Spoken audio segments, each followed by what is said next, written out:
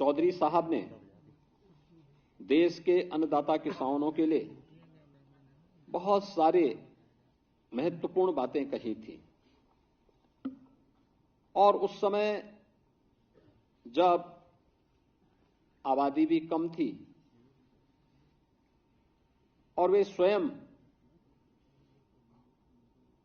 उन्होंने स्नातकोत्तर की पढ़ाई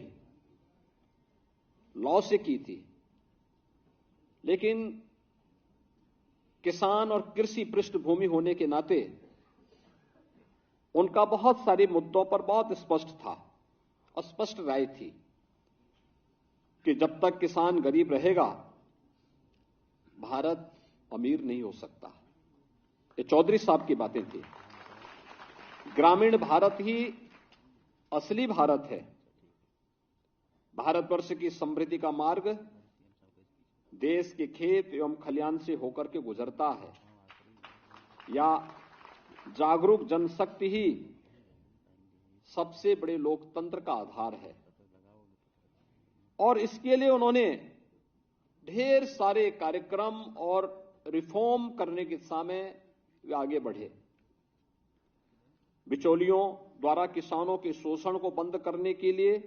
मंडी बिल पारित कराने का कार्य हो, उत्तर प्रदेश में होल्डिंग अधिनियम के समेकन की प्रमुख भूमिका हो,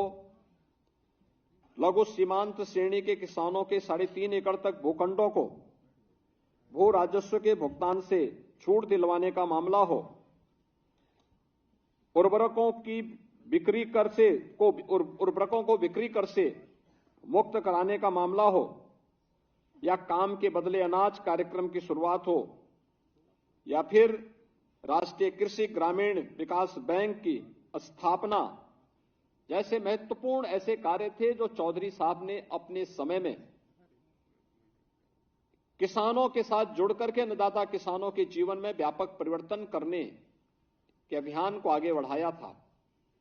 और ये हमारा सौभाग्य है कि सन 2001 में जब भारतीय जनता पार्टी की सरकार ही प्रदेश में कार्यरत थी, उस दौरान चौधरी साहब के इन सपनों को जमीनी धरातल पर उतारने के लिए चौधरी साहब के जन्मदिन को किसान सम्मान दिवस के रूप में हम मना सकें, इस दृष्टि से राज्य सरकार ने जिस कार्यक्रम को आगे बढ़ाया था, आज ये अपनी एक नई ऊंचाइयों को प्राप्त कर रहा है।